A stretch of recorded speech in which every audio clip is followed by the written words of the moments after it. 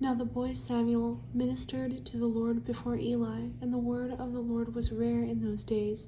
There was no widespread revelation. And it came to pass at that time, while Eli was lying down in his place, and when his eyes had begun to grow so dim that he could not see, and before the lamp of God went out in the tabernacle of the Lord where the ark of God was, and while Samuel was lying down, that the Lord called Samuel, and he answered, Here I am. So he ran to Eli and said, Here I am, for you called me. And he said, I did not call, lie down again. And he went and lay down.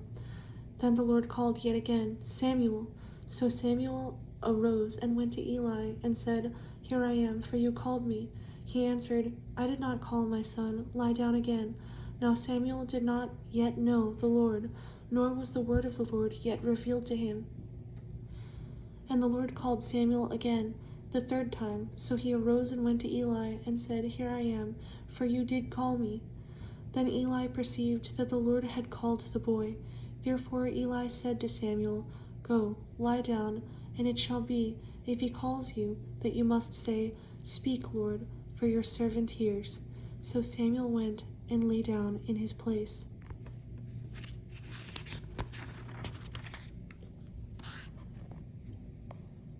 Now the Lord came and stood and called as at other times, Samuel, Samuel. And Samuel answered, Speak, for your servant hears. Then the Lord said to Samuel, Behold, I will do something in Israel, at which both ears of everyone who hears it will tingle.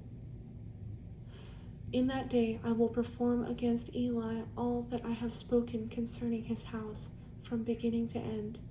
For I have told him that I will judge his house forever for the iniquity which he knows, because his sons made themselves vile, and he did not restrain them. And therefore I have sworn to the house of Eli that the iniquity of Eli's house shall not be atoned for by sacrifice or offering forever. So Samuel lay down until morning, and opened the doors of the house of the Lord. And Samuel was afraid to tell Eli the vision. Then Eli called Samuel and said, Samuel, my son. He answered, Here I am. And he said, What is the word that the Lord spoke to you? Please do not hide it from me. God do so to you, and more also, if you hide anything from me of all the things that he said to you. Then Samuel told him everything, and hid nothing from him. And he said, It is the Lord. Let him do what seems good to him. So Samuel grew, and the Lord was with him, and let none of his words fall to the ground.